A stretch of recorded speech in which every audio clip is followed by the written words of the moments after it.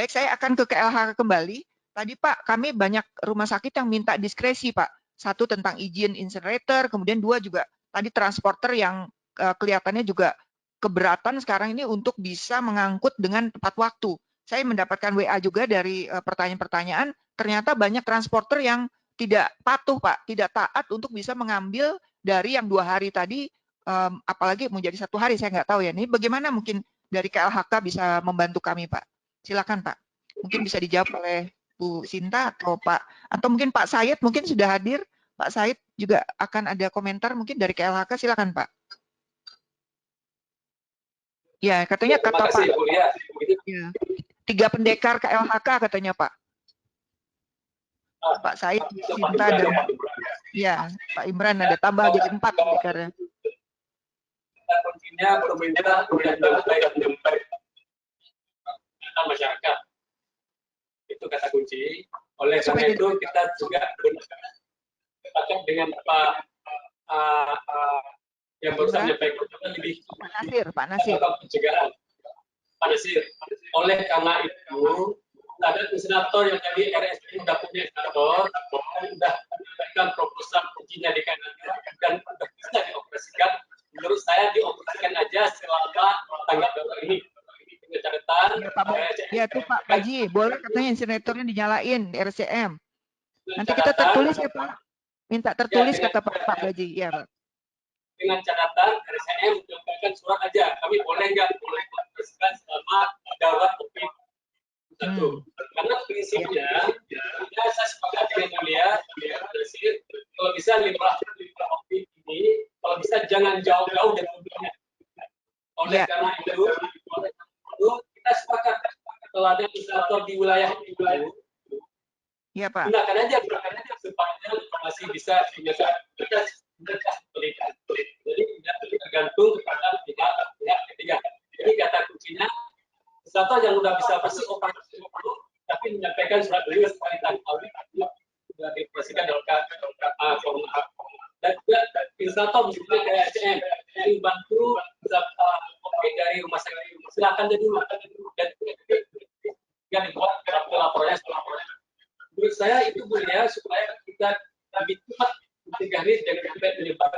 Saya sepakat dengan Pak Nasir tadi. Saya pikir Pak Nasir juga bagus. Saya pikir terima kasih Pak. Ya, jadi termasuk juga diantaranya insinerator rumah sakit yang bisa membantu rumah sakit darurat ya Pak, bisa dimanfaatkan karena selama ini kan biasanya kita agak susah untuk mengirim dari satu rumah sakit ke rumah sakit lain. Tapi dengan kondisi darurat ini mohon dapat diizinkan ya Pak. Ya, lanjut ya Pak. Darurat. Ya Pak, ya Pak. Terima kasih banyak Pak. Kemudian tadi ada masalah tentang bagaimana nih, ada pertanyaan buat Pak Imran. Bagaimana kalau rumah sakit sudah makin banyak, pasien makin banyak, limbah makin numpuk, apakah kira-kira dari Kementerian Kesehatan ada siasat atau hal penting yang bisa disampaikan kepada rumah sakit Pak? Pak Imran mungkin bisa menjawab. Pertanyaannya udah saya share ke Bapak ya. Ini harus saya menjawab Pak Said atau teman-teman KLHK ya. Tapi prinsipnya sebenarnya tadi yang disampaikan oleh Pak Said dalam kondisi darurat bencana, kalau tidak punya insinerator atau autoklaf, penimbunan pun bisa dilakukan ya. Tentunya daerah-daerah berizin itu lingkungan Pak gimana Pak? Ya nanti sepengetahuan Dinas Lingkungan Hidup setempat. Jadi tidak harus ke pusat ya, begitu ya Pak Said ya. Jadi ya asal nanti dilihat standar untuk penimbunan itu seperti apa. Namun dengan kondisi yang sekarang tadi disampaikan oleh Pak Nasir, Pak Said, sebenarnya kita saat ini bisa langsung melakukan yang berbasis wilayah.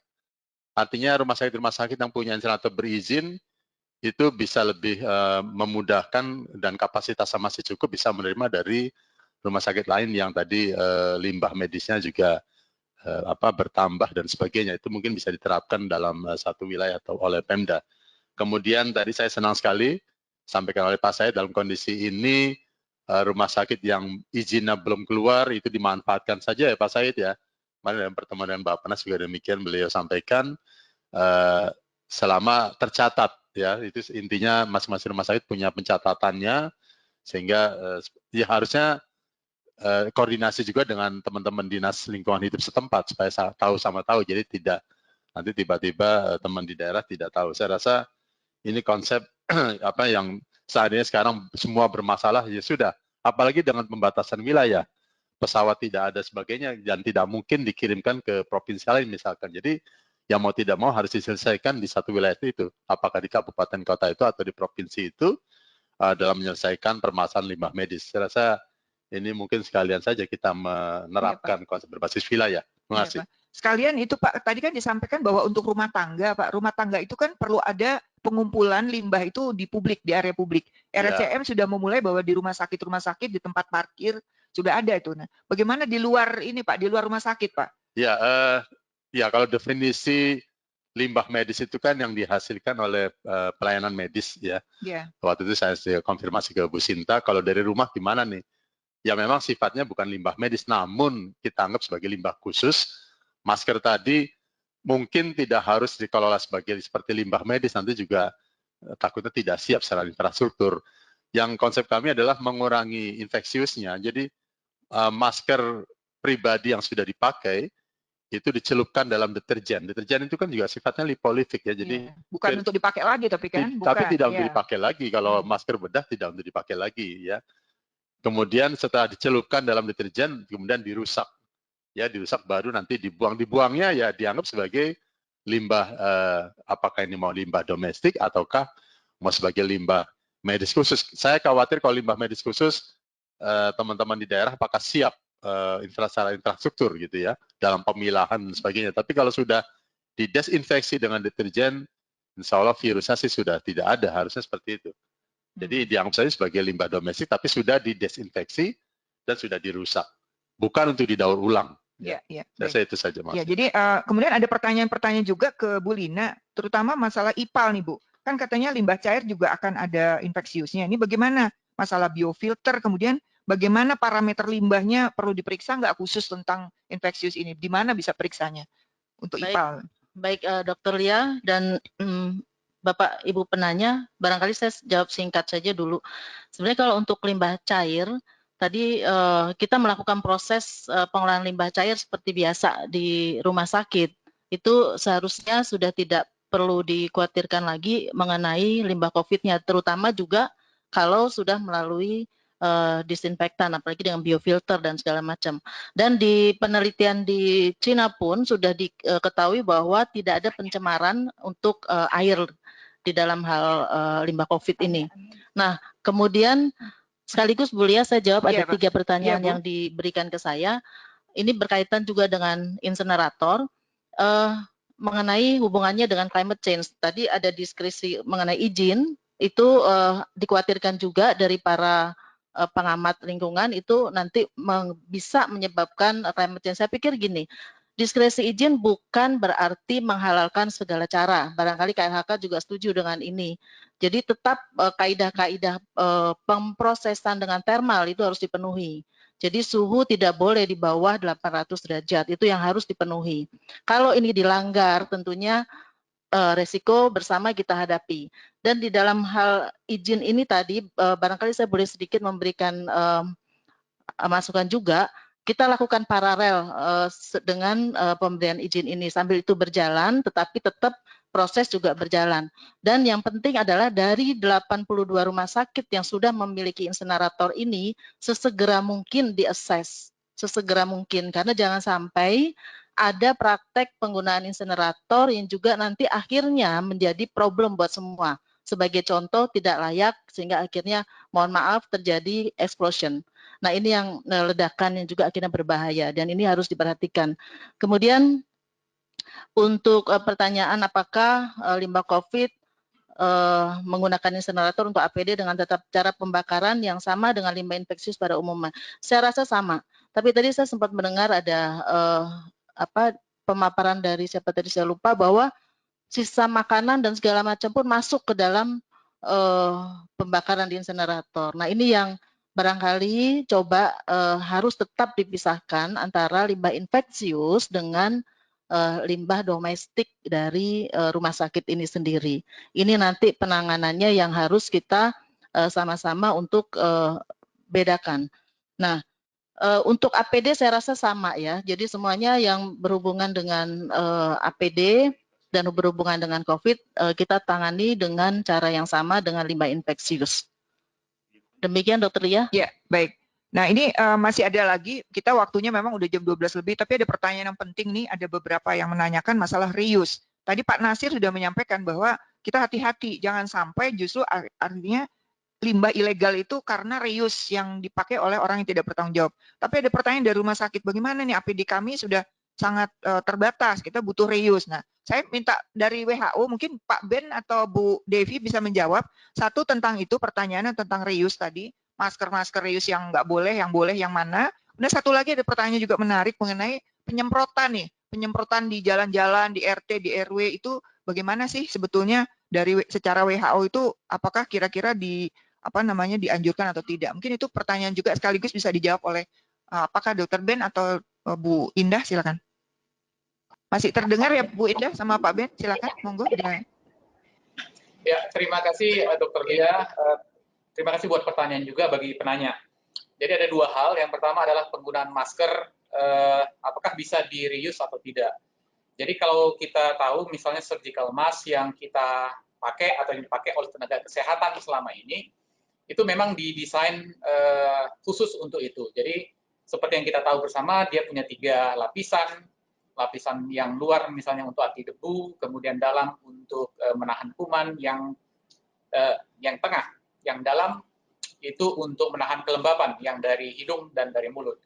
Jadi memang sudah sophisticated begitu sehingga segala tindakan untuk melakukan reuse, treatment dan segala macam akan merusak dari masker yang sudah didesain seperti itu. Jadi kalau misalnya kita pergunakan, walaupun misalnya sudah disterilisasi, tetapi komponen daripada masker tersebut itu sudah tidak seperti semula lagi, sehingga kita di WHO tidak menganjurkan masker untuk di-reuse. Itu yang pertama. Yang kedua adalah masalah spraying. Ini masker bedah atau N95, Pak? Maskernya masker N95 atau masker bedah atau dua-duanya? Ini untuk masker bedah.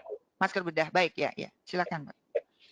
Yang kedua adalah tentang spraying untuk desinfektan. Jadi seperti panduan dari WHO mengatakan bahwa kita tidak menganjurkan spraying dari desinfektan, karena spraying desinfektan akan meng-create aerosol dari desinfektan tersebut, dan aerosol ini akan dapat mengiritasi kulit, mengiritasi saluran pernafasan, baik di hidung ataupun mulut, dan kemudian berbahaya juga untuk mata. Jadi memang kita WHO tidak menganjurkan spraying untuk desinfektan, dan ini selain implikasinya ke tubuh juga punya hazard untuk lingkungan. Jadi kembali lagi kita menegaskan bahwa WHO dalam hal ini dalam panduannya itu tidak menganjurkan untuk melakukan spraying dari desinfektan. Terima kasih Dr. Lia. Di luar negeri orang tuh nyemprot juga tuh, tapi di jalan, kemudian artinya bukan manusianya yang disemprot gitu Pak. Ini gimana bedanya Pak? Mungkin bisa dijelaskan juga. Karena mungkin kelihatan di video, wah ini orang disemprot ya, semprot semuanya Pak. Jadi kayak ada keinginan juga. Nah, apa bedanya? Boleh nggak kalau nyemprotnya itu cuma di jalan atau di lingkungan gitu, bukan orangnya? Masalah penyemprotan di jalan dan fasilitas di luar gedung misalnya, itu kita melihat bahwa tidak ada bukti yang menguatkan bahwa penyemprotan di daerah tersebut akan mengurangi transmisi daripada COVID-19. Seperti kita tahu bahwa sampai sekarang WHO menganggap bahwa penyebaran adalah lewat droplet dan juga lewat kontak. Jadi droplet dari pasien yang bergejala, yang dibatukkan, dibersinkan, atau diomongkan begitu.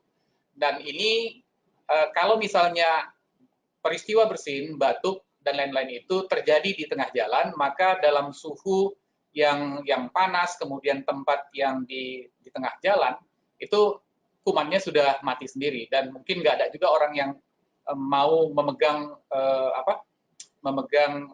di jalan dan segala macam, gimana dia bisa tertular dari situ. Jadi memang tidak ada bukti yang cukup kuat yang mau mengatakan bahwa droplet itu berada di tengah jalan di fasilitas-fasilitas lain dan bisa menyebabkan orang terinfeksi karena itu. Jadi kita sih menganjurkan bahwa untuk bagian-bagian tertentu yang sering disentuh oleh orang, seperti misalnya handle pintu, kemudian tempat ATM mesin, itu memang perlu untuk dilakukan desinfeksi, tetapi bukan dengan spraying, tetap dengan melakukan prosedur seperti biasa, dengan melap dan lain-lain. Jadi demikian Dr. Lia. Banyak ya yang kita dapatkan, tapi ada satu nih yang saya masih penasaran nih. Saya nggak tahu mau ke KLHK atau ke Pak Ibran. Tadi kan disebutkan bahwa kita ini harus memperbanyak transporter untuk membawa. Dan kita harapkan secepat mungkin bahwa limbah itu tidak lama ada di tempat-tempat, apakah itu tempat pembuangan sementara ataukah di lokasi-lokasi di mana sampah itu tertimbun. Nah ini tadi saya mendengar bahwa ada himbauan dari KLHK tentang transporter ini. Dan juga sebetulnya tadinya kami mengundang Disub ya, tapi sayang Disubnya tidak bisa kita hubungi.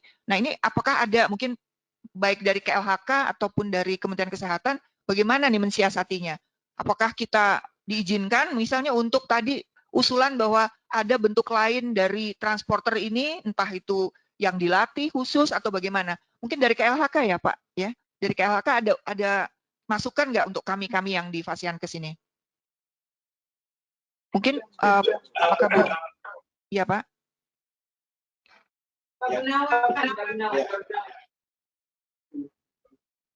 Terima kasih Bu Lia. Iya Pak. Ya, terkait dengan transportasi. Jadi begini, tadi ada data dari SC. Jadi di SC tadi kan darurat dan COVID yang dari satu besi ini. Kemudian dari Pak Nasir kalau Nasir tadi ada satu surat. Kalau COVID dikasih satu beda. Iya, tanda khusus ya Pak. Yang lain, kan gitu ya. Nah, ya Pak. Ya, maka ini ada dua jenis. Yang pertama adalah yang memang benar-benar COVID, yang tadi kita bahas saat ini dan tadi ada baru karena kita sepakat terkait hal yang zero exposure. Jadi di mana juga ikutan zero exposure.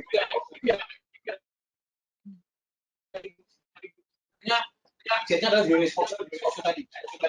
Itu bisa event dari limbah yang kita taruh. Kalau misalnya lokasi ini yang usually yang diambil. Nah, maka lagi kita akan diskusi dalam hal ini. Jika dia memang mau bawa ke pihak teman-teman dari pihak yang sudah bersama maupun dari rumah sakit rujukan yang tadi yang disebutkan ya maka transportasi ini bisa dengan menggunakan transporter. Karena nanti teman-teman yang dari rumah sakit yang fasilitas untuk bisa atau dari rumah sakit di antar rumah sakit lanjutan bisa dibawa dengan protokol yang sudah dilakukan rumah sakit teman-teman dan tadi maka sebenarnya masalah asal tercatat. Intinya adalah jadi tidak terus langsung udah dimudahkan sejarahnya tidak. Namun tetap bisa ada satu pencatatan dalam hal ini mungkin bisa menggunakan berita acara. Bahwasanya diambil dari rumah ya akan dibawa ke rumah sakit dibakar. Nah di rumah sakit besok ada berita penerimaan ya nah itu dikolek kita laporan ya bahwasanya seluruh limbah itu tidak ya dibuang dari itu Ya Pak, baik. Karena memang kami menyadari kadang-kadang juga tunggu. Ini prinsipnya Bu, zero exposure. Kedua adalah tercatat. Ya, tidak uang produk hilang akan catat. Catatan itu bisa berita acara. Iya Pak. Ya, kemudian yang ketiga, sebelumnya kalau yang COVID saja, kalau yang ketiga sebaiknya itu dibawi ya gitu ya. Yang disampaikan. Karena yang kita pakai itu adalah yang mengandung virus. Yang kita jual itu adalah COVID. Itu Bu. Saya tambahkan sedikit Bu Lila. Iya Bu. Jadi tanggal 2 itu sudah ditindaklanjuti oleh DM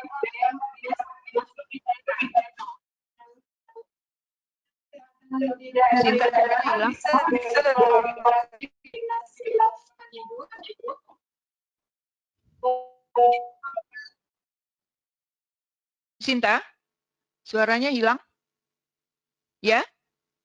Suara Bu Sinta tidak terdengar. Ya. Ya? Surat edaran dari Menteri sudah ditindaklanjuti dari Menteri Lingkungan Hidup. Ya. Sudah ditindaklanjuti oleh Dinas Lingkungan Hidup Provinsi. Sehingga Dinas Kesehatan di daerah berkolaborasi dengan Dinas Hidup.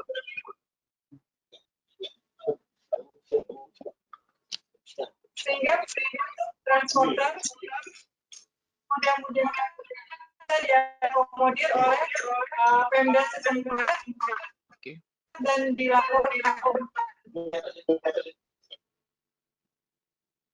Baik Bu. Jadi kalau nggak saya salah tangkap bahwa sudah ada surat edaran dari Menteri LH bahwa lebih baik. Jadi kalau bisa di insinerator di rumah sakit.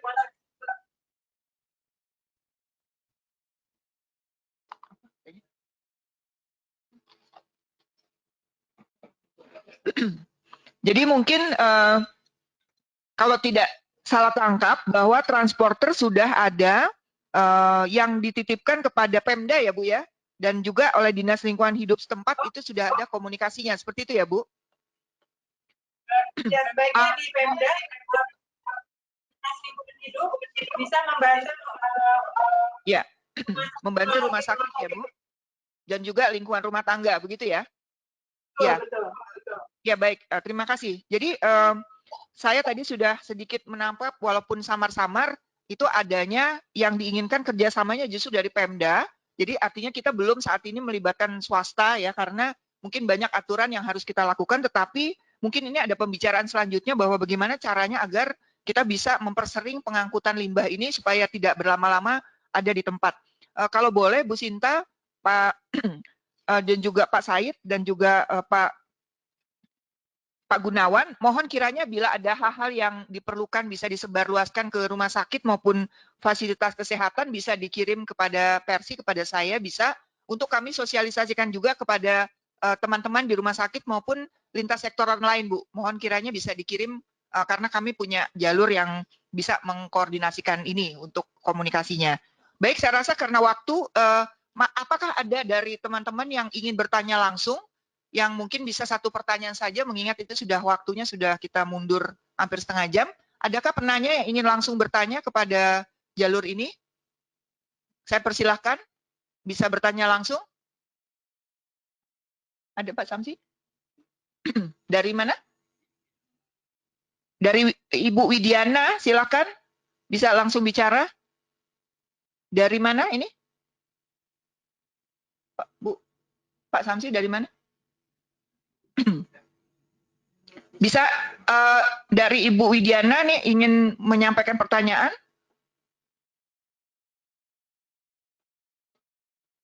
Belum bisa menyambung? Baik, kalau tidak bisa, saya rasa karena saya sudah mendapatkan banyak pertanyaan juga tertulis, dan pertanyaan ini sudah saya sampaikan juga kepada para narasumber tadi, dan sudah dijawab juga. Saya rasa pertemuan hari ini karena sudah mundur hampir 25 menit, saya bisa tutup.